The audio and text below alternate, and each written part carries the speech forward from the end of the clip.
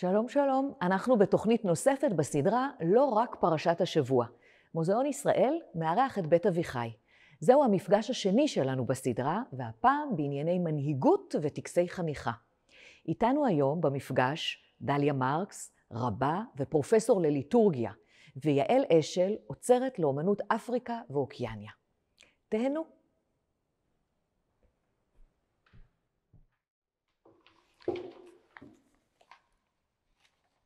שלום רב לכם, נעים מאוד להיות כאן איתכם שוב בסדרה הנפלאה של בית אביחי ומוזיאון ישראל. שלום לך יעל. היום אנחנו במפגש השני, נדבר על פרשת משפטים, ורק אני אמסור בהתחלה שפרופסור אביגדור שנען מוסר דרישת שלום והוא יחזור אלינו בפרשת תצווה. היום אנחנו קוראות את פרשת משפטים, זאת הפרשה השישית בספר שמות. בפרשה הזאת אנחנו נשמע את ההמשך של מעמד הר סיני, יש לנו סדרה ארוכה של מצוות, למשל דיני עבד עברי ודיני נזיקים, ובסוף מעמד של כריתת הברית, עם ישראל אומר נעשה ונשמע, ומשה מקים מזבח של תריסה או של 12 אבנים כנגד שבטי ישראל. הסדרה שלנו השנה מתמקדת בדמויות שעולות מתוך פרשות השבוע. בפרשה שלנו עולה ומבליחה דמותו של יהושע בן נון ממש בסופה של הפרשה, בפסוק אחד אבל מאוד מאוד משמעותי. ואנחנו קוראים בפרק כ"ד, ויקום משה ויהושע משרתו ויעל משה אל הר האלוהים. משה עולה להר סיני, עולה אל הר האלוהים, וברור שמי נמצא איתו? יהושע. יהושע לא מש ממנו, יהושע תמיד איתו. יהושע יושב שם ומחכה למשה כל אותם 40 יום ו40 לילה, הוא מחכה לו שירד. וזה מאוד מאוד בולט על רקע הפסוק הבא שנאמר, ואל הזקנים אמר שבו לנו בזה, עד אשר נשוב אליכם. כן, אתם תחכו פה, כן, אתם תחכו פה, אני עם יהושע בן נון בעניין הזה. היום אנחנו נתמקד מעט בדמות של יהושע. יהושע אחד האישים המקראיים שאנחנו פוגשים אותם במנעד מאוד מאוד רחב של מקרים, מאז שהוא נער קטון, ככל הנראה אדם מאוד מאוד צעיר, ועד מותו בשיבה טובה בגיל 110 שנים, כמעט בגילו של משה רבנו, שנפטר בגיל 120 שנה, ואנחנו נלווה אותו בכל מיני אירועים, ובעיקר נתמקד במערכת היחסים החונכת שלו עם משה רבנו. אבל קודם כל, יעל, איפה אנחנו? תודה דליה, ובאמת אנחנו נמצאים בגלריה לאומנות אפריקה במוזיאון ישראל. אפריקה היא יבשת עצומה. הגלריה מתמקדת בתרבויות שמדרום למדבר הסהרה, ששם רק זה 3,000 תרבויות, קבוצות אתניות, ולכל אחת יש לשון, מנהגים ותרבות משלה. ואפשר לראות פה חפצים שונים שהיו בשימוש, וחלקם עדיין בשימוש של התרבויות השונות. ואנחנו, איפה שאנחנו נמצאות כרגע, ליד קיר מסכות פה מימין, אלו מסכות ממערב אפריקה, ואנחנו באזור מערב אפריקה של הגלריה. המסכות שימשו בטקסי מסכות, ובתוך כדי הטקס, כחלק מהטקס, הם הופעלו. ומה זה אומר הופעלו? שרוחות על טבעיות נכנסות בהם ומוכלות על ידיהם. כן. עכשיו טקסי מסכות שימשו כל מיני מטרות באפריקה, ומטרות מאוד מגוונות, משטור, שפיטה, הגנה מפני כוחות רעים, כוחות לחשים רעים, וגם בטקסי מעבר כמו מוות וטקסי חניכה. והיום אני באמת אדבר עוד מעט על חפץ ששייך לטקסי חניכה של בנות במערב אפריקה, ואפשר לראות פה במסכות האלה שהרבה מהמסכות מעוצבות כדמויות נשיות, אבל כל המסכות האלה וכמעט כל המסכות מעץ במערב אפריקה או בכלל באפריקה היו בשימוש של גברים. והמסכה שאני אדבר עליה היום היא היחידה, היא סוג המסכות היחיד שהכיל רוחות על טבעיות, והיה בטקסי מסכות ועשוי עץ והיה בשימוש נשים. אז תכף נדבר על זה. אני כבר מסתקרנת מאוד. בואו נזכור בקצרה את ההופעות של יהושע בספר הספרים שלנו בתנ"ך. אז קודם כל דיברנו על ההופעה שלו בפרשה שלנו, אבל זאת לא הפעם הראשונה שיהושע מופיע בתנ"ך. יהושע מופיע ממש בתחילת הדרך עם היציאה ממצרים, בספר שמות פרק י"ז, במלחמה בעמלק. נאמר לנו כאן, ויבוא עמלק וילחם עם ישראל ברפידים, ויאמר משה אל יהושע, בחר לנו אנשים וצא הילחם בעמלק. כן, יהושע הוא המצביא, יהושע בוחר לוחמים ונלחם בראש צבא ישראל.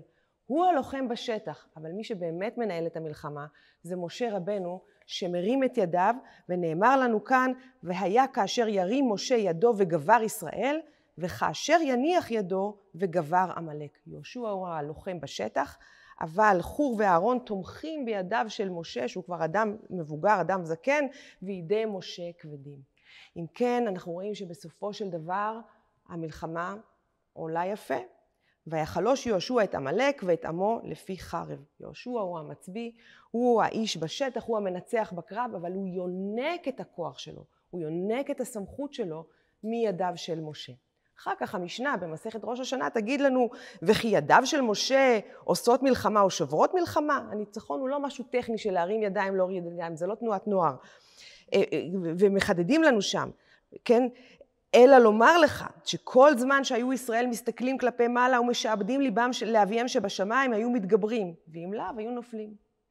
אז יהושע שואב את כוחו מידיו של משה, וידיו של משה שואבות את כוחם מאמונתם של ישראל. זאת הפעם הראשונה שאנחנו רואים את יהושע בקרב, ושוב בתנ"ך, ושוב תחת משה. ההופעה השנייה היא בפרשתנו. ההופעה השלישית היא בצד השני של מעמד הר סיני, כאשר מתחילים לרדת מההר, ויש לנו את מעשה העגל. משה יורד מההר, מהר האלוהים, מהמפגש עם הנשגב.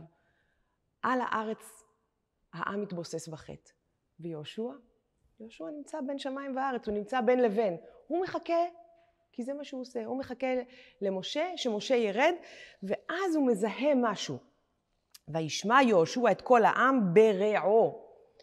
ויאמר אל משה, כל מלחמה במחנה, מצביא, מפקד צבא, מה הוא שומע? הוא שומע מלחמה. ומשה רבנו נותן לו קצת על הראש בעניין הזה, הוא אומר לו, ויאמר, אין כל ענות גבורה, ואין כל ענות חלושה. כל ענות אני שומע. ענות אולי צריך להבין את זה משירה, מרנות, אבל אני לא שומע קולות של גבורה, אין כאן קולות של מלחמה, וגם אין כאן קולות של תבוסה, אני שומע קולות, יש כאן איזה קול לא מובחן, איזה משהו רב כזה בעם, אתה בתור מנהיג עתידי, אפשר להבין את משה אומר ליהושע, אתה צריך לזהות את הקולות, אתה לא יכול לשמוע איזה בליל, ומנהיג צריך לשמוע את הקולות המדויקים, כן? זה שיעור שמשה רבנו נותן ליהושע, כדי להנהיג צריך לא לשמוע את ההמון הסואן, צריך לזהות מה בדיוק הקולות שאנחנו שומעים. אחר כך אנחנו שומעים על יהושע בסיפור המרגלים, יהושע נבחר בין 12 המרגלים, אבל לעומת המרגלים האחרים, יהושע מופיע כאן כמו, הוא האיש של משה. הוא הנציג של משה בסיפור הזה, ואין לנו ספק שהוא יישאר נאמן למשה, גם כאשר 10 המרגלים מגלים פחד ובעצם אולי קצת מועלים בשליחות שניתנה להם. מי שמפתיע כאן הוא כלב בן יפונה. ויעש כלב את העם אל משה, כן? עלו נעלה וירשנו אותה. יהושע מופיע רק אחר כך. כן? כאן כלב הוא זה שמפתיע, ויהושע הוא נער משה, הוא לא ממש מן האוהל של משה, אנחנו יודעים שהוא תמיד יישאר לו נאמן. יהושע מופיע עוד פעם בסיפור של אלדד ומידד שמתנבאים במחנה, והוא רץ למשה רבנו ואומר, מה זה? אדוני כלאם, מה קורה כאן? תשליט סדר, ומשה גם כאן נותן לו על הראש. הוא אומר לו, מבקר אותו, הוא אומר, דווקא טוב לשמוע את הקולות הרבים. זה בסדר גמור שיש קולות רבים במחנה. לא צריך לפחד מריבוי הקולות. ואז אנחנו שומעים, ואנחנו נקרא את זה בהמשך, את ההכרזה על כך שיהושע ינהיג את העם, יהושע הוא זה שירש את מקומו של משה, ומיד אנחנו נעבור אחר כך בסופה של התורה לספר יהושע, שהספר כולו מוקדש למנהיג הזה, ליהושע בן נון. המנהיג המופלא הזה, המנהיג הזה שהוביל את עם ישראל לארץ ישראל. ובעצם כל התורה מעוצבת לנו כך שמשה ויהושע עומדים וניצבים זה בצד זה. משה ויהושע הם החמה והם הלבנה. ונאמר לנו כאן במדרש, אני קוראת מתוך בבא בתרא, דף ע"ה, ונתת מהודך עליו. זה פסוק מתוך במדבר כ"ז. ונאמר כאן מהודך ולא כל הודך. הוא יירש אותך, אבל הוא לא יהיה כל הסיפור, הוא יהיה קצת יותר דהוי. זקנים שבאותו הדור אמרו, פני משה כפני חמה, פני יהושע כפני לבנה. אוי לאותה בושה, אוי לה לאותה בושה, אוי לה לאותה כלימה. אוי לנו שלא זכינו למנהיג באותו שיעור קומה של משה רבנו, כך אומרים הזקנים. ותכף נשמע מדרש אחר שקצת פחות מחמיר עם יהושע, אבל בכל מקרה יש לנו את הרעיון של אור החמה, האור הגדול, האור שמציף את העולם כולו, בזוהרו, ויש לנו את הלבנה, את אור הלבנה, האור הקטן, האור שמלווה את האור הגדול יותר. האור שהיום אנחנו יודעים, ואולי גם הקדמונים ידעו, אני לא יודעת, שאין לו אור משל עצמו. האור של הלבנה הוא משתקף תמיד באור של החמה. אז אור החמה זה משה, אור הלבנה זה יהושע. אז יש באמת עיצוב מאוד דומה ביניהם, אבל גם הבדלים שהם מאוד חזקים. שניהם, גם משה וגם יהושע, זכו להתגלות אלוהית. שניהם שמעו משפט דומה בהתגלות האלוהית, כן? משה שומע של נעליך מעל רגליך, ויהושע שומע של נעלך מעל רגליך. שניהם נואמים לעם, משה שלח מרגלים לתור את הארץ, וגם יהושע שלח מרגלים לתור את הארץ. למשה נבקע ים סוף, ליהושע נבקע הירדן. משה מניח 12 אבנים כמניין שבטי ישראל, זה בפרשה שלנו, ויהושע מורה על הצבת 12 אבנים מן הירדן בתוך הירדן, עם הכניסה לארץ. יציאת מצרים היא בערב פסח, וערב הכניסה לארץ אנחנו חווים את פסח. משה חי, כמו שאמרנו, 120 שנה, ויהושע חי כמעט 110 שנה. זאת אומרת, אנחנו רואים שיש כאן עיצוב מאוד מאוד מודע ומפורש של דמותו של יהושע בעקבות דמותו של משה, אבל יהושע זכה למה שמשה לא זכה. הוא זכה להכניס את העם לארץ ישראל, הוא זכה להכניס את העם לארץ המובטחת, וזה גם מה שמסבך קצת את היחסים ביניהם. וכמובן עולה השאלה, עד מתי אדם חניך?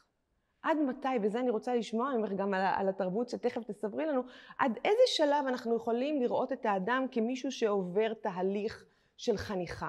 מאיזה רגע אנחנו אומרים לו, זהו, אתה כבר יוצא לדרך, את כבר יוצאת לדרך, את ברשות עצמך. וכאן יש לנו תהליך חניכה מאוד מאוד ארוך. מה לגבי התרבות שאת רוצה לספר לנו עליה? כן, אז גם פה מדובר בתהליך ארוך, כמו שאת מדברת, התהליך של יהושע. אז טקסי חניכה הם טקסי המעבר הכי חשובים שעובר כמעט כל בן אדם בתרבויות, לא רק בתרבות שאני מדבר על היום, אבל בכל התרבויות באפריקה. זה טקסים שעוברים אותם גם בנים וגם בנות, כשהם מגיעים לגיל ההתבגרות. עכשיו, הטקסים של הבנים והבנות הם נפרדים לגמרי. עכשיו, בכל תרבות יש קצת שוני בטקסים, אבל באופן כללי התקופה הזאת של החניכה, זה מורכב מכמה טקסים, אבל תקופה ארוכה, היא יכולה לקחת כמה שנים, והיא כוללת בעצם התרחקות מהחיים הקודמים, התרחקות מהמשפחה, התרחקות מהכפר. תמיד החניכה מתרחשת במקום אחר, מבודד, סודי לפעמים, ובתקופה של החניכה, שהיא במקום הזה, בעצם החניכים והחניכות, בנפרד כמובן, עוברים תהליך של למידה. הם לומדים... אבל כקבוצה, כן? כקבוצה. כן. כן, כקבוצה. אז אמרנו שיש חלוקה מגדרית של בנים ובנות, וכל אחד לומד על התפקידים המגדריים, התפקידים היהודיים שלו כבוגר בחברה. ושאלת גם מתי זה נגמר. אז בעצם כשהם מסיימים את החניכה, הם הופכים להיות בוגרים. ובלי החניכה הם לא יכולים להיות בוגרים בחברה. ומה זה להיות בוגרים בחברה? זה בעצם היכולת להתחתן ולהקים משפחה. אז בלי החניכה הזאת הם לא יכולים לעשות את זה, הם לא יכולים להיות בוגרים בתפקידים, וזה באמת לחץ מאוד גדול גם לעבור את החניכה הזאת. יש אנשים שלא עוברים אותה? שבוחרים לא לעבור אותה? יש, היום זה יותר מאשר פעם. עכשיו לא ציינתי, אבל חלק חשוב מהטקסי החניכה זה המילה. בנים כמובן עוברים את זה, ובתרבויות מסוימות גם בנות. שלא נדע. כן. אז בעצם זה תהליך מאוד, מאוד חשוב, מאוד מכונן, מאוד שאי אפשר בעצם להיות בן אדם מתפקד בחברה בלעדיו. והתרבות שעליה אני אדבר היום, שהיא קשורה לחפץ שאני אדבר עליו, זה תרבות המנדה בסיירה ליון, זה במערב אפריקה. ואני אדבר דווקא על החניכה של הבנות, כי החפץ קשור, הוא כל כך חפץ יוצא דופן, מסכת עץ, שאנחנו יודעים שלא הייתה בשימוש של נשים, וזאת היחידה שהיא בשימוש של נשים. רק להבין, את לא מדברת על אובייקט אחד, את מדברת על סוג מסוים של מסכה. כן, סוג מסוים של מסכה, שלנו יש אותה פה בוויטרינה מאחורייך. כן, אז תרבות המנדה, החניכה של הבנות, כמו שאמרנו, זה חייב להיות רחוק מהמשפחה, רחוק מהכפר ביער, היער זה מקום קסום, מקום של רוחות, מקום על-טבעי, מקום של כאוס, אבל גם מקום שכאילו אפשר באמת להתחבר ולהיות רחוקים מהחיים הקודמים. והתקופה נמשכת שם כאמור כמה שנים, ועל דברים שהבנות לומדות, הן לומדות מה זה להיות נשים בחברת המנדה.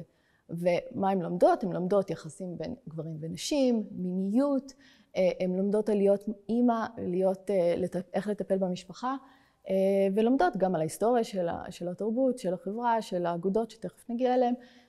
ובעצם מה הן לומדות? הן לומדות מה זה להיות אישה כפי שהמנדה רואים אותה. ההבניות המגדריות של נשים בתרבות הזאת. סוציאליזציה. כן. אנחנו נלמד אותך. את לא נולדת אישה, את הופכת להיות אישה. לגמרי, לגמרי. הן גם עוברות שם מילה בתחילת התהליך, ואז באמת יש להן תקופה ממושכת של למידה. עכשיו, במנדה יש אגודת נשים שנקראת הסנדה, והסנדה אחראית על החניכה של הבנות. ובמקביל יש אגודה גברית שנקראת הפורו, והפורו אחראים בין היתר על החניכה של הבנים. עכשיו, הסנדה היא אגודת נשים שהיא קשורה לכל דברים שקשורים בחיים של הנשים, והיא אגודה מאוד מאוד חזקה, ויש לחץ מאוד עצום על הנשים להיות חלק מהאגודה הזאת. בעצם הן לא יכולות לתפקד בחברה בלי להיות חלק מהאגודה, ובלי לעבור את החניכה. אז החניכה מתבצעת על ידיהם, ועל ידי כך שהן בעצם עוברות את החניכה הזאת, הן יכולות להיות נשים מתפקדות בחברה. אבל הסנדה היא באמת ארגון מעניין ולא כל כך שוויוני. המנהיגות של הארגון הם אנשים ממשפחות שיש להם את העמידות ביותר, שיש בבעלותם את האדמות. ובאמת בנות שהיו ממשפחות עמידות יותר עברו חניכה קלה וקצרה יותר, ובנות שהן היו ממשפחות פחות עמידות הם עברו חניכה קשה. הם עבדו בשדות של המנהיגות, וגם הם עבדו שם כמה שנים, אז משהו מאוד כוחני האגודה הזאת. זה קצת מאכזב, אני חייבת להודות בפנייך, כי את יודעת שאנחנו חושבים על טקסי חניכה, על ויקטור טרנר, שהוא אומר שבעצם אין הבדל בין עשיר ועני, בין מלך וקבצן, כולם ביחד עוברים את מה שהוא קורא לו הקומוניטס, יש איזה רגע כזה סיפי שכולם שוויונים. ואת מתארת משהו אחר, את מתארת שהמעמדות נשארים מאוד מאוד מובחנים. מצד שני, דליה, אנחנו רואים פה ממש העצמה נשית, זאת אומרת, יש פה אגודה שהיא נשית, והיא מאוד מאוד חזקה, והיא יכולה להשפיע, והיא יכולה גם להניש גברים. נניח גבר שמגיע למחנה של החניכה של הבנות, שזה אסור, זה ממש פשע. גבר במחנה. גבר במחנה, אז הסנדה מענישות אותו, הם עושות לו משפט ומענישות אותו. ובאמת אנשים פחדו מהאגודה הזאת, יש לה הרבה כוח, אז זה לא הכל רע, אבל כן, כמו בחיים, זה מורכב, כן. כמו בחיים, הכל לא פשוט, כן. ואז המסכה שאנחנו רואים פה, שהיא מסכה שנלבשה, מסכת קסדה, שממש כיסתה את הראש של הלובשת אותה, והיא נלבשה על ידי המנהיגה המקומית של הסנדה. הסנדה באמת זה אגודה שיש אותה בהמון מקומות במערב אפריקה, אז בכל אזור הייתה מנהיגה מקומית, והיא נלבשה על ידי המנהיגה המקומית 3 פעמים במהלך טקסי החניכה. בעצם המסכה נלבשה עבור הקהילה, לא עבור הבנות שעברו את החניכה, ורוקדת המסכה הייתה הולכת לכפר כדי להודיע להם על שלבים שעברו בהצלחה בחניכה, כמו לדוגמה המילה. אז באמת נלבשה 3 פעמים, והלובשת, יש שם חורים קטנים בעיניים, אפשר לראות, וככה היא הייתה יכולה לראות, אבל זה ממש כמעט בלתי נראה. והיא לבשה בגד עשוי רפיה שחורה, ושממש הסתיר את הזהות שלה. פה אנחנו רואים בגלריה שזה בלי הבגד, אבל אני יכולה להגיד לך שמבחינת המנדה, מבחינת התפיסה שלהם של החפץ הזה, הבגד והמסכה זה מכלול אחד, הם לא מבדילים. זאת אומרת, זה לא הבגד, הלובשת של המסכה והמסכה. אז אין להם מילה נניח למסכה. זה הכל אובייקט אחד. אז בעצם כמו שאמרנו, המסכה הזאת שימשה לתיווך בין הסנדה לקהילה, ובאותו זמן הם גם ביקשו מהם תרומות של כסף ואוכל, אבל בעצם הייתה לה חשיבות על, או הפונקציה על שלה הייתה באמת לחזק את הכוח של הסנדה. לחזק את הכוח גם באיך שהיא הוצגה, גם בטקס עצמו, בריקוד עצמו, ומתי זה קרה, ואיך זה נראה, והדימוי של המסכה, יש לה, אפשר לראות צבע שחור מלוטש, הריקוד היה נעשה באמצע הלילה, אז זה היה ממש יוצר דימוי מאוד דרמטי ומאיים גם, וממש חיזק את הכוח של האגודה הזאת בקהילה, עוד יותר ממה שזה כבר היה. וכל האלמנטים הפיזיים של המסכה הם גם נועדו מצד אחד להראות את האידיאל היופי החיצוני וההתנהגותי, לא רק החיצוני, של אנשים. כמו שאנחנו מדברים על זה שבטקסי החניכה המטרה היא ללמד אותם מה זה להיות נשים, אז הנה אנחנו רואים לזה ביטוי ממש חיצוני במסכה הזאת. וגם יש שם אלמנטים שקשורים לעולם הרוחות, דיברנו על זה שמסכות מכילות את הרוחות, אז יש פה אלמנטים אנושיים ואלמנטים על אנושיים, לדוגמה, העיניים המושפלות שהן כמעט עצומות, ממש כמעט סגורות. עיניים סגורות זה עיניים של הרוחות, זה עיניים לא אנושיות. זה לא צניעות המבט למטה. וגם צניעות. אז בעצם בכל אלמנט פיזי פה יש לנו פה התנהגות שהיא רצויה, מראה שהוא רצוי, שהוא גם קשור אגב להתנהגות, לא רק למראה, וגם את האלמנט של הרוחות שהוא ממש חשוב, זה המסכה היחידה שיש נכנסת לתור הרוחות שהן בשימוש נשים, זה די מדהים הדבר הזה בעיניי.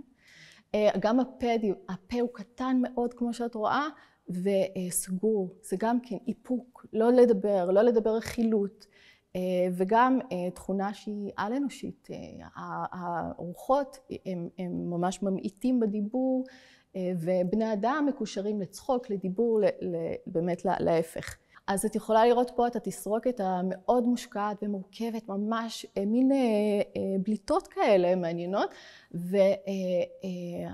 ותסרוקת מושקעת ומורכבת עם סמל סטטוס. זה מסמל שהלובשת שלה, וגם, אגב, זה תסרוקות אמיתיות, שנשים ככה היו מסדרות את השערות שלהם בתרבות הזאת. זה מסמל עושר ויופי, ובעצם סטטוס גבוה, מעמד גבוה. דיברנו על המנהיגה שהיא במעמד גבוה, דיברנו על מנהיגות של הסנטה שבעצם בשליטה של האדמות, וגם שיער ארוך ומלא משקף פריון, היכולת לצמוח ולגדול, ובכלל שיער פרוע לדוגמה זה משקף אי שפיות. אתה לא יכול להתמודד, אתה לא יכול לטפל בילדים שלך, במשפחה שלך, אז זה שליטה. ובעצם המסכה הזאת מייצגת את מה שטקסי החניכה מנסים לשדר, מהם ההתנהגויות, איך נראית אישה במנדה כמו שהיא צריכה לראות, ובצורה מאוד מעניינת בשילוב של האגודה הזאת, היא הסנדה, שהיא אגודה מאוד חזקה, שזה גם מאוד מעניין. כן. כלומר, המעבר בין להיות ילדה ללהיות אישה ראויה, זה מעבר של הרבה מאוד שליטה עצמית. לגמרי, וגם גבורה, אגב, הן צריכות לעבור כל מיני דברים לא קלים, משימות ודברים גם פיזיים קשים, שגם מאחדות אותם כקבוצה ביחד, כן, כקומרדות, וגם מראות שמסוגלות להתמודד עם החיים, מסוגלות לעבור את הקשיים של החניכה, וזה יכולות להיות חלק מהסנדה וחלק מהחברה. היה לי מאוד בולט שבדברים שלך, על החבישה של המסכה 3 פעמים, והבגד שהולך יחד עם המסכה כאיזו ישות אחת, כמשהו שבעצם מוחק את האישיות האינדיבידואלית שלך כאישה צעירה. את עכשיו חלק מאיזושהי הכנה, מאיזושהי חברות להיות, איך צריכה להיות אישה ראויה בחברה. כן, וזה מסתיר לגמרי את הזהות של הלובשת. למרות שמן הסתם הם ידעו, כי זאת המנהיגה שלובשת את זה, אז... אז באמת בסיפור שלנו כאן בתנ"ך זה סיפור קצת אחר, כי זה חניכה מאוד אישית, מאוד אחד על אחד. ואם קודם דיברת על העניין של המילה, נזכיר את הזעזוע של שתינו כשדיברנו בשיחה מוקדמת מהרעיון של מילת נשים, גם מילת גברים היא לא דבר הכי קל, אבל לפחות ככה... בטח שלא בגיל ההתבגרות. כן, כן, אבל באמת נזכיר שגם בסיפור של יהושע מסופר על כך שהוא מל את ישראל, הקדוש ברוך הוא אומר לו, תעשה לך חרבות צורים, והוא מל את ישראל באזור של הגלגל, במקום שנקרא גבעת הערלות, וחז"ל אומרים, מה זה גבעת הערלות? זו הייתה גבעה של הרבה עורלות. וואו, כן? זה גם לא פשוט. זה גם לא פשוט, כן, אבל לפני הכניסה לארץ, ומזה אנחנו לומדים שהם לא נימולו בתקופה של המדבר. אבל גם כאן העניין הזה של שינוי צורת איבר המין, העברה מהמצב הפרוע כביכול, מצב של הטבע, למצב יותר מותמר, יותר נשלט, יותר בוגר. לגמרי, וגם אצל הרבה תרבויות הן תופסות את המיניות של הבן אדם כניטרלית, והמילה היא זאת שמקבעת להם את המיניות. אז זה לא רק הלמידה על מה התפקידים המגדריים של נשים וגברים, היא גם המילה, היא הופכת את זה באופן פיזי למיניות ברורה שמוכנה לצאת לדרך. מוכנה לצאת לדרך. כן. אני רוצה עוד, דיברנו על כך, על העניין של משה כחמה ויהושע כלבנה, וקראנו מדרש קצת קשה. אני רוצה לקרוא מדרש אחר, קצת יותר מחמיא, מתוך בראשית רבה, ושם נאמר, וזרח השמש ובא השמש, מתוך קהלת. אמר רבי אבא בר כהנא, וכי אין אנו יודעים שזרח השמש ובא השמש? אלא עד שלא ישקיע הקדוש ברוך הוא שמשו של צדיק, הוא מזריח שמשו של צדיק חברו.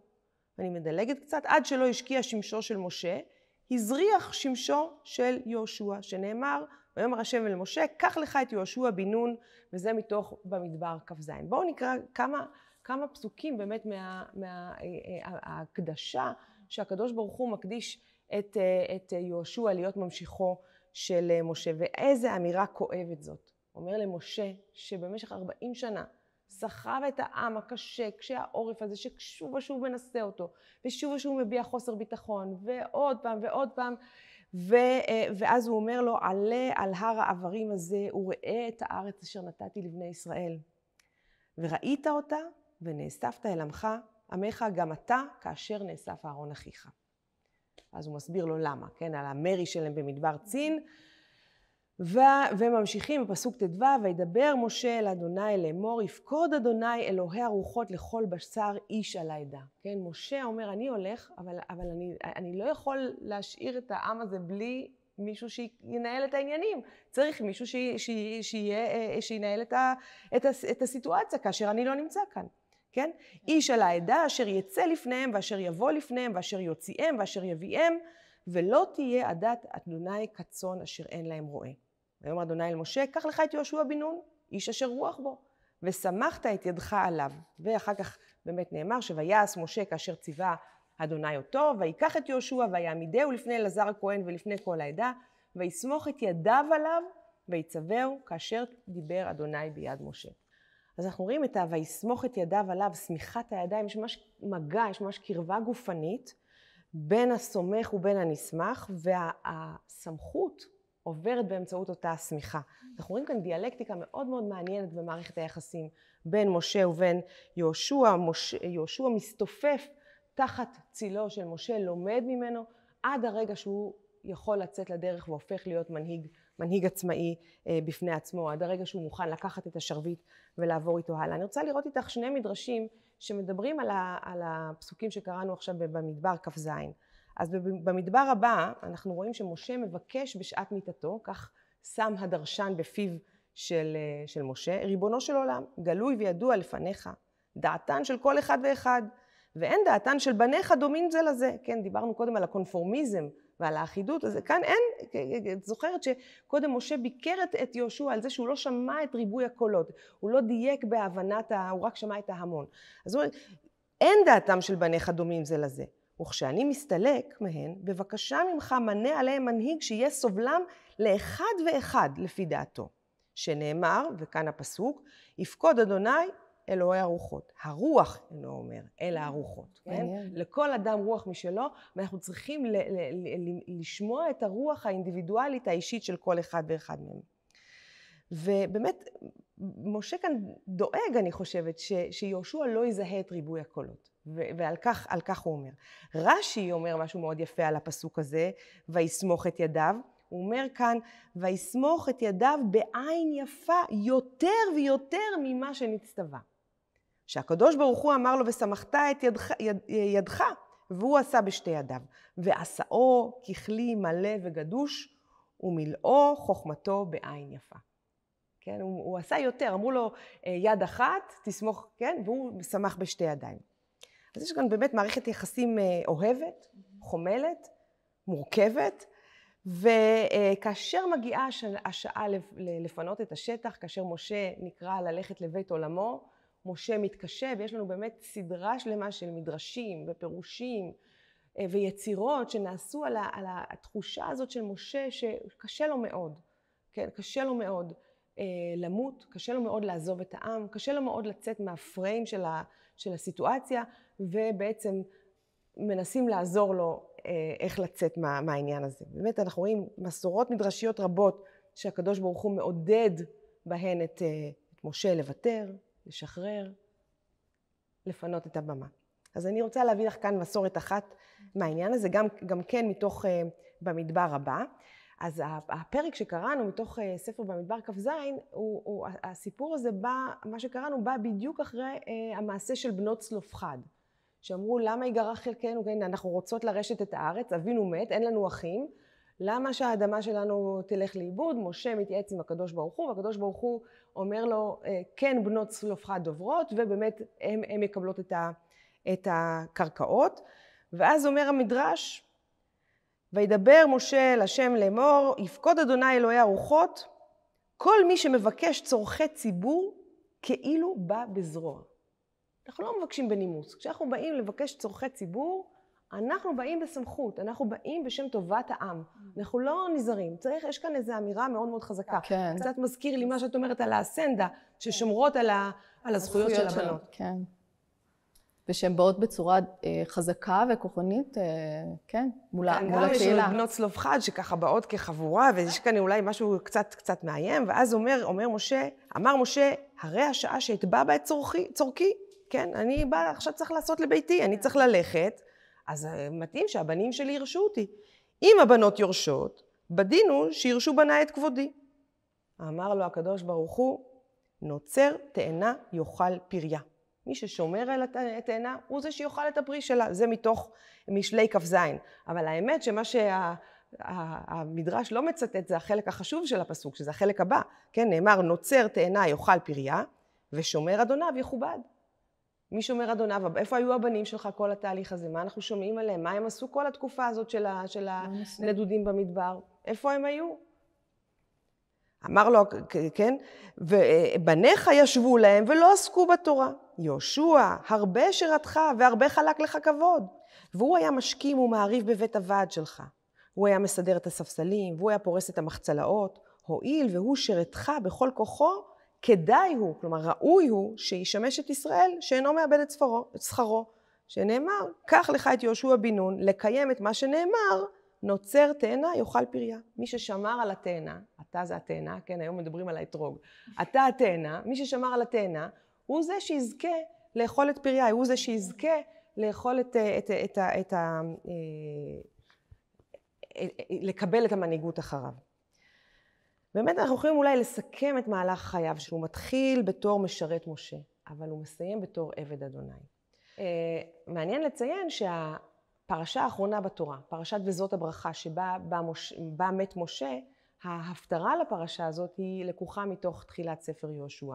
וככה מקובל בעדות ישראל, כך שאנחנו רגע לפני שנתחיל לקרוא את התורה מחדש, רגע לפני שנחזור לסיפורי בראשית וסיפורי האבות וכולי, אנחנו, כן, אז למחזור המעגלי של הקריאה בתורה, אנחנו גם ממשיכים הלאה, ממשיכים לשיא של הסיפור, כי בעצם התורה מסתיימת באמצע הסיפור, אנחנו עומדים על סיפה של הארץ המובטחת ואנחנו לא נכנסים, אז הרעיון של להמשיך ולקרוא לתוך יהושע זה הרעיון שההתגשמות של ההבטחה, כן, הכניסה לארץ וגם ההיסטוריה הקווית.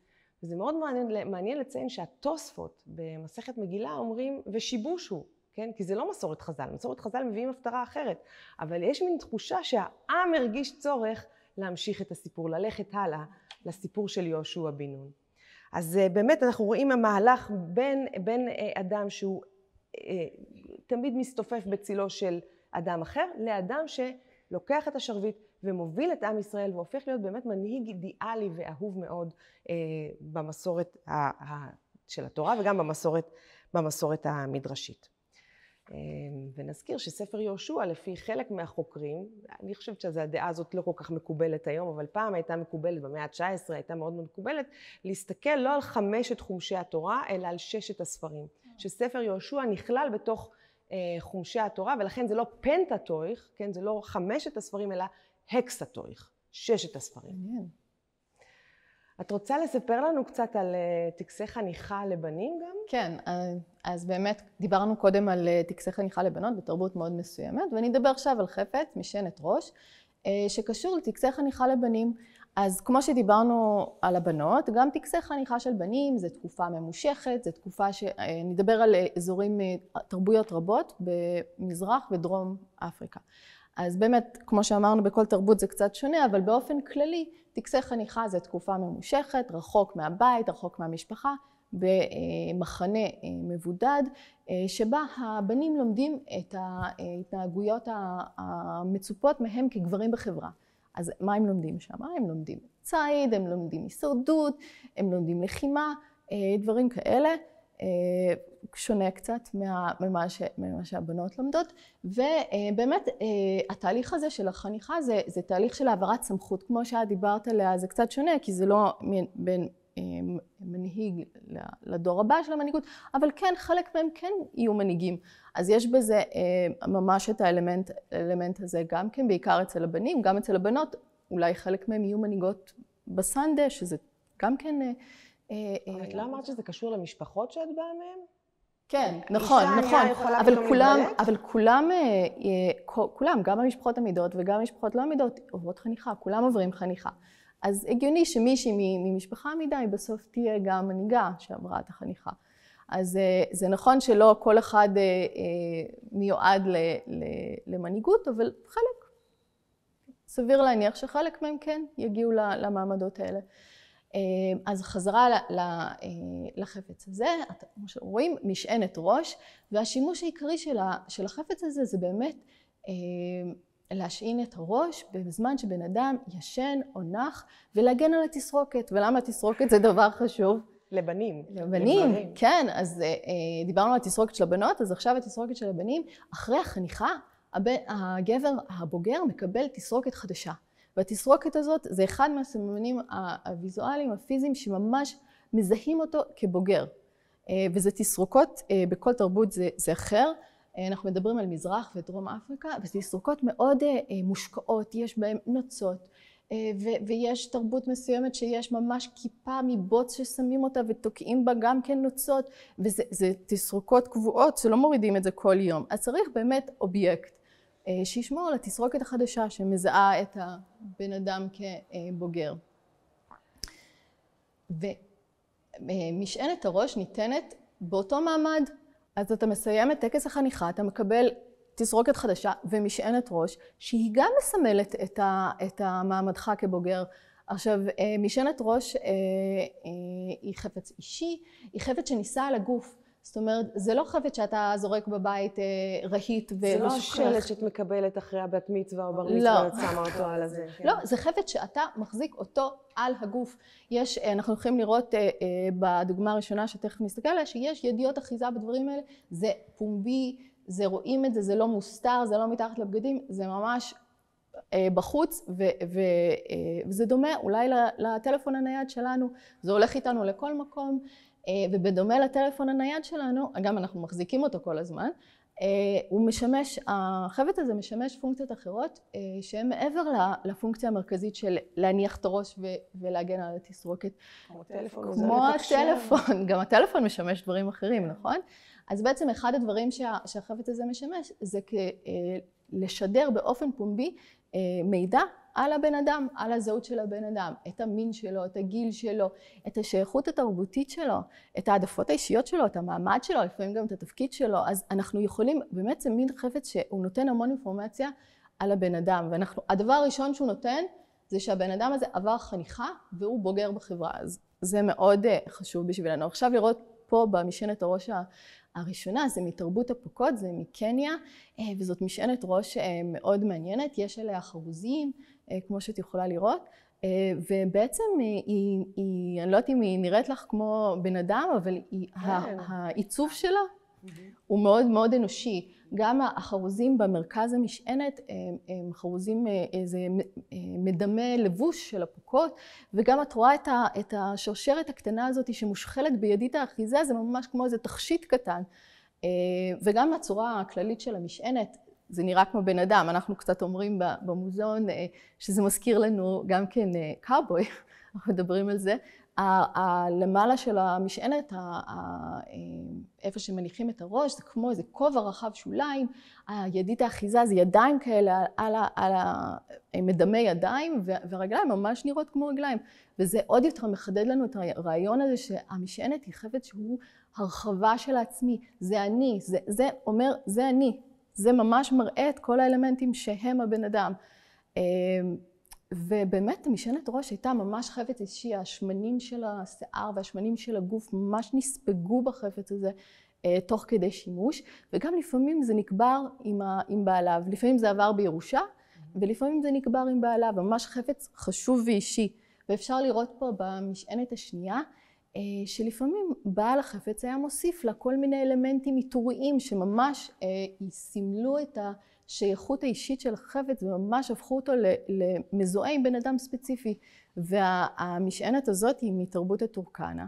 בטורקנה חיים במדבר מאוד מאוד צחיח, בקושי יש להם שם דברים, והוא, הבעל החפץ, הוא הוסיף לזה כל מיני אלמנטים ממה שהוא יכל למצוא בסביבתו הצחיחה. אז יש שם אורות לא מעובדים בצבעים שונים, אורות בעלי חיים, שהוא פשוט הפך אותם למעין חרוזים כאלה, והוא שם מפתחות שהוא מצא וכמה חרוזים, והדברים האלה שהוא באמת מגדירים אותו כשייכים לו, וגם מתפקידים במקרה הזה כקמעות, שזה גם כן איזשהו משהו מעניין. ואחד השימושים המעניינים של משענת הראש בתרבויות מסוימות, משתמשים בה כחפץ שאפשר לתקשר עם האבות הקדמונים שמתים. אז הרבה תרבויות באפריקה מאמינות שהאבות הקדמונים הם ממש קשורים לחיים, הם יכולים, אפשר לתקשר איתם, יש להם השפעה על החיים, אפשר לדבר איתם בצורות מסוימות, הם יכולים לתקשר איתנו בצורות מסוימות. והם מתגלמים במשענת הראש? אז בעצם מה שקורה זה שדרך השינה והחלום הם מתגלמים לבן אדם, לבעל החפץ. כלומר, אני ישנה או אני ישן על המשענת ראש, והדבר הזה מעורר בי את היכולת להתקשר לאבות הקדמונים שלי בחלום. כן, החפץ הזה הוא ממש מין אנטנה כזאת, שמשדרת עם האבות הקדמונים. ובעצם זה שהניחו אותה על האדמה, אז האבות הקדמונים מאוד מאוד קשורים לאדם, גם קשורים לעולם הרוחני ולעולם העל-טבעי, אבל גם לאדמה. וההנחה של המשענת ראש על האדמה היא ממש כאילו מגלמת בתוכה את הקשר הזה, את החיבור הזה בין האדם לאדמה, לאבות, ואפשר לראות את זה פה במשענת השלישית, שזה תרבות הזולו, שזה תרבות שהיא מאוד האמינה בחיבור הזה, והאמינו שהאבות הקדמונים מאוד מאוד קשורים לחיים שלהם. הם אגב האמינו שכל מיני חפצים אפשר לקבל סימנים או תקשורת מהאבות הקדמונים, כמו אבנים ועצים וגם משענות ראש. אז זה כל כך מעניין, ואת מאוד צנועה, אז אני ברשותכם אגיד מה שיעל לא אמרה, שממש בקרוב תיפתח תערוכה פה במוזיאון ישראל על משענות ראש, אז אתם מוזמנים ומוזמנות. כן. אני בטוח אבוא להסתכל וללמוד עוד הרבה. נקודה אחת שאת העלית בדברים שלך, בראשית דברייך כאן, את אמרת שזה קשור, טקס החניכה, טקס ההתבגרות, קשור לשינוי בתסרוקת. אני חושבת שזה גם משהו שאנחנו רואים בתרבות ישראל, כאשר הילד נכנס לחוק לימודיו בחברות יותר מסורתיות יהודיות, אז עושים לו את החלקה, כן? את החלקה, ומטלטלים ארוכים שלא גזזו אותם, הוא הופך להיות ילד עם פאות, ומקבל מה שנקרא צורה של יהודי. כן, זה מאוד מאוד מעניין. ונזכיר בהקשר הזה, כן, שבמסורת ישראל יש לנו טקסי חניכה, טקסי לידה, טקסים שקשורים לבנים, פחות טקסים שקשורים לבנות. יש את ההולקרא, יש בעולם האשכנזי, אבל מעט מאוד טקסים שקשורים לחניכה של בנות, לסוציאליזציה של בנות לתוך החברה, וזה באמת האתגר של אולי 200 השנים האחרונות, כאשר התחלנו לראות טקסי כניסה לברית, מה שנקרא קונפירמציה יהודית, או טקסי בנות מצווה וכו', אבל זה באמת חידוש שלנו, ואת אומרת שבאפריקה זה משהו שהוא מסורתי והיה קיים עוד קודם. ועדיין קיים. כן, כן. בצורות אלו ואחרות, זאת אומרת, ממשיכים, כמובן יש שינויים, אז זה מאוד דינמי התרבויות האלה, אבל בהרבה תרבויות עדיין מתקיימות טקסי חניכה. כן. אז בואי נסתכל רגע באמת על תחילת ספר יהושע, וספר יהושע ממש מחבר בין שתי הדמויות האלה. ויהי אחרי מות משה עבד אדוני, ויאמר אדוני אל יהושע בן נון משרת משה לאמור, משה עבדי מת, ועתה קום עבור את הירדן הזה, אתה וכל העם איתך, אל הארץ אשר אנוכי נותן להם היום.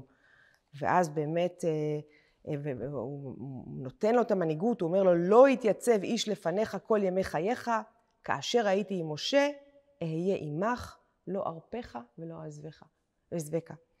אז שימי לב שהביטוי חזק ואמץ מופיע בפרק הזה 4 פעמים. זה ביטוי יחסית נדיר בתנ"ך, מופיע סך הכל 8 פעמים. 6 מתוך הפעמים האלה מדבר על יהושע, ו4 מתוך הפעמים האלה זה בפרק שלנו. 3 פעמים הקדוש ברוך הוא אומר ליהושע חזק ואמץ, ופעם אחת העם אומר לו חזק ואמץ. ובאמת אנחנו רואים, כן, יהושע יוצא לדרך, והוא כבר מנהיג את העם, והוא משתמש בחוכמתו, והוא הולך צעד קדימה. והדבר הזה בא לידי ביטוי במסורת חז"ל, המשנה הראשונה במסכת אבות, שמוסרת לנו את חוכמת אבותינו, היא משה קיבל תורה מסיני, הוא מסרה ליהושע, ויהושע לזקנים, וזקנים לנביאים, ונביאים מסרו על אנשי כנסת הגדולה, וכאן מתחילה שושלת המסירה, שאנחנו גם כן חוליות בתוכה, אבל באמת יהושע הוא חלק ממסירת הדורות.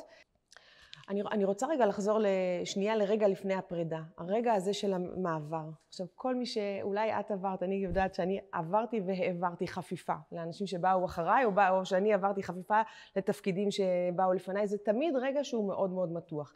מתי רגע ההיפוך? כן? אני כפופה לך כי את מלמדת אותי את התפקיד החדש, את המקצוע החדש, וברגע מסוים אני כבר חושבת שאני יודעת מה לעשות, ואני רוצה כבר לצאת לדרך, ואז את אולי מי שמעביר את התפקיד פתאום רגע קצת עוצר ורוצה להחזיק את זה אצלו.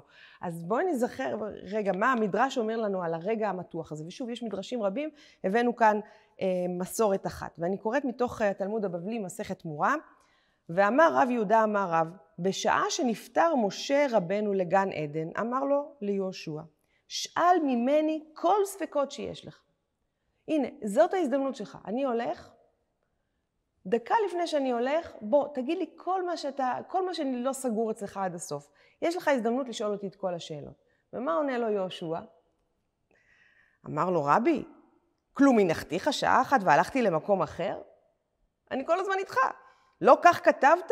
ומשרתו יהושע בן נון נער לא ימיש מתוך האוהל, זה מתוך שלמות למד ג'. זה נשמע עמדה קצת יהירה, הנה אני כל הזמן איתך, אין לי מה ללמוד ממך יותר. מה שיש לך ללמד, כבר לימדת אותי, אני יכול לצאת לדרך. ואומר רב, כן, מיד תשש כוחו של יהושע. כן, האמירה היהירה הזאת גרמה לו לאובדן כל הכוח שלו. תשש כוחו של יהושע ונשתכחו ממנו 300 הלכות. ונולדו לו 700 ספקות. נכון? הרי אנחנו יודעים שכשאנחנו שוכחים רגע משהו, אז זה הרגע שבו נולד הספק, בו רגע שנולד כל הדבר המחרסם הזה של חוסר הביטחון, נולדו לו 700 ספקות, ועמדו כל ישראל להורגו. כן, ישראל אמרו, מה, זה המנהיג שיש לנו עכשיו? אמר לו הקדוש ברוך הוא, לומר לך אי אפשר, אני לא יכול עכשיו ללמד אותך את כל מה ששכחת ברגע אחד, את כל 300 ההלכות ששכחת, ולהשכיח ממך את כל 700 הספקות שיש לך. אבל מה אתה יכול לעשות? לך וטורדן במלחמה. לך תעסיק אותם במלחמה, וזה כנראה אמת שגם מנהיגים כיום יודעים, שיש בעיה בעם, שיש חוסר שקט, בואו נמציא לנו איזו מלחמה קטנה כדי להרגיע את המצב הפנימי שיש. וזה גם אומר לנו כבר המדרש, לך וטורדם במלחמה. ברגע שהם יהיו טרודים במלחמה, ואנחנו שומעים את זה כבר בפרק א', שהוא אומר להם, תתכוננו, תתחו צידה לדרך, עוד 3 ימים וזה, אז יהיה שקט בגזרה הזאת.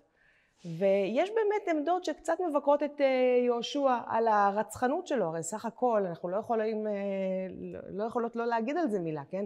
הוא הצטווה להחריט את כל תושבי הארץ, הוא הצטווה לנצח ולהרוג ובאמת לנקות, לעשות כאן איזה ניקוי אתני של ארץ ישראל, ויש על זה דיונים, כן? אז למשל יש דרשה חסידית מאוד מאוד יפה על של נעליך מעל רגליך, או של נעלך מעל רגליך, שנאמר ליהושע. אומרת הדרשה החסידית, של מנעוליך מעל הרגליך. כן, אתה מצביא, אתה מראשית הדרך נלחמת בעמלק, זה מה שאתה יודע לעשות. אבל רגע, אולי תקח צעד אחד אחורה, אולי אפשר לא במלחמה, אולי אפשר בדרכים אחרות. והדבר הזה בא לידי ביטוי במדרש מאוד יפה שאנחנו שומעים במסכת שביעית בתלמוד הירושלמי. דאמר רבי שמואל, 3 פרסטיניות או הצהרות, 3 הצהרות שלח יהושע לארץ ישראל עד שלא ייכנסו לארץ ישראל. כלומר לפני שנכנסו לארץ הוא שלח לעמים בסביבה 3 הצהרות. מי שהוא רוצה להיפנות ייפנה, להשלים ישלים, לעשות מלחמה יעשה. כן? יש לכם אופציות, אני לא באה כאן להרוג, אין לי איזה יצר רצחני. אתם יכולים להסתדר עם הדברים אחרת, כן? ובאמת גרגשי פינה, והאמין לו, כן? האמין לו לקדוש ברוך הוא והלך לאפריקה. כן? הוא התפנה מעצמו. גבעונים השלימו, כן? הגבעונים הצטרפו לעם ישראל, שזה סיפור בפני עצמו, ו31 מלך עשו מלחמה ונפלו. זאת אומרת, אבל לפי המדרש הזה, יהושע בן נון נתן אופציה לאנשים.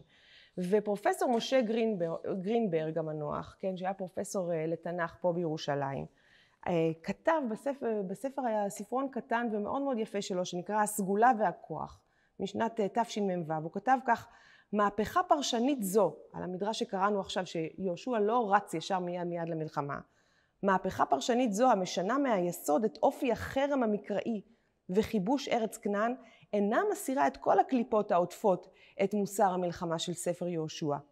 אך די בהסתייגות חכמינו מפשטם של הסיפורים, כדי להכשיר, אכן גם לחייב, לא רק את גילוייה לתלמידים, אלא גם את המשך ההרהור אחרי מעשי אבותינו ואמונתם, וגם את ביטול ערכם כמופת לנו בנסיבות השונות כל כך בימינו. כן? הוא מדבר כאן על כך שיש כאלה שיאמצו את המוסר של יהושע ויגידו אנחנו צריכים להחריט עמים אחרים שיושבים בארץ או לגרש עמים אחרים שיושבים בארץ.